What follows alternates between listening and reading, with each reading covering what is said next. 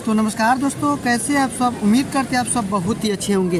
दोस्तों फाइनली गाना रिलीज हो गया चिंटू भैया का, जो गाना आने वाला था भक्ति सॉन्ग दुर्गा पूजा बंगाल के ये गाना रिलीज हो गया है। जाकर जरूर सुनिए। 1 घंटा हो गया। 1 घंटा में जो व्यू मिला अभी कम ही मिला है। ये नया चैनल खुला हुआ है, अनुराधा रिकॉर्ड्स यूट्यूब चैनल जो खुला हुआ है, नया चैनल खुला हुआ है, इसलिए कम व्यू मिल रहा है। लेकिन बहुत ही जल्द इस गाने को दूसरे चैनल पर रिलीज़ किया जाएगा और उस चैनल पर आपको अच्छा खासा व्यू भी देखने को मिलेगा।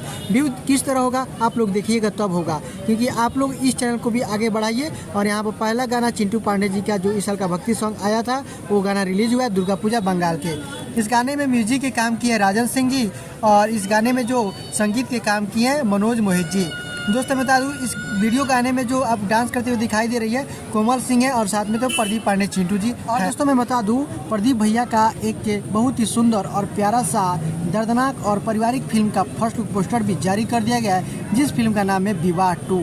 इसके लिए अलग से वीडियो लेकर आएंगे, विशेष रूप से उसके बारे में चर्चा करेंगे। आप देखते रहिए टॉप बिहार। जय हिंद, जय भारत, धन्यवाद।